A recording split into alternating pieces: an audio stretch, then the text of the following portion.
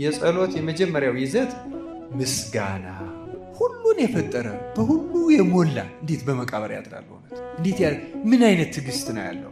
ዝም ብሎ ሲደበደብ ሲገረፍ አይገርማችሁም? ያ ሁሉ እኛን ለማዳን ነው። ይህን አስቦ አለማመስገን ፍጹም ስንፍና። የማያመሰግን ሰው ጸሎት አድርጓል ማለት አይቻልም። እንዲያውም ደግሞ በጣም በሽተኞች ሆነን ደካማ ሆኖ ተቸግሮ ብዙ ጭንቀት ኖሮበት የሚያመሰግን ሰው ደግሞ የበለጠ ጸሎቱ ተቀባይነት አለ።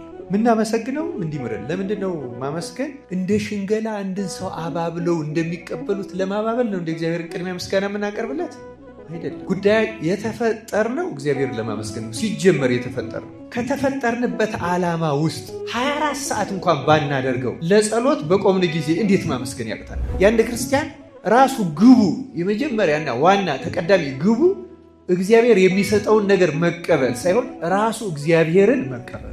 ጸሎት አስማት አይደለም ክርስቲያኖች፣ ድግምት አይደለም፣ እንደዚህ አይነት ነገር አይደለም።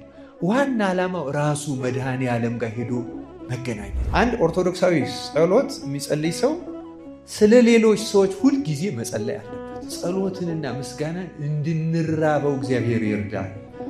ከተራብነው አንድ ቀን ክርስቶስ ያጠግበናል።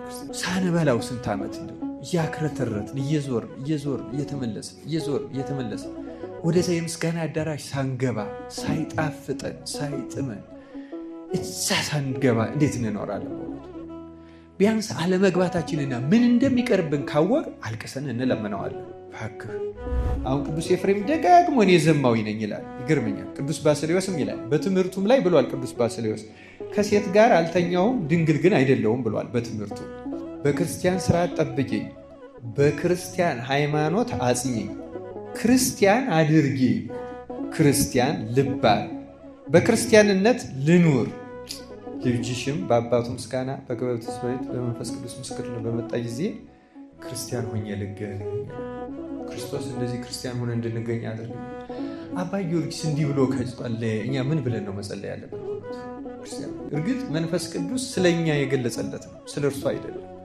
ክርስቲያንም ስለሆነ ነው ያናገረው፣ መንፈስ ቅዱስም ያደረበት ነው። ግን እስኪ ያስቡት፣ እስኪ ክርስቲያን ልባል፣ በክርስቲያንነት ልኑር፣ የቅዱሳኑን ትህትናና ልመና አስቡት ክርስቲያኖች። አሁን እኛ ክርስቲያን እንደሆን ልናስብ እንችል ይሆናል። ጸሎተኛ ጾመኛ እንደሆን ልናስብ እንችል ይሆናል። አንዳንድ የተሻለ ነገር እንደምናደርግ ልናስብ እንችል እንኖር ይሆናል። ያ ሁሉ ትዕቢት ነው እውነት ለመናገር።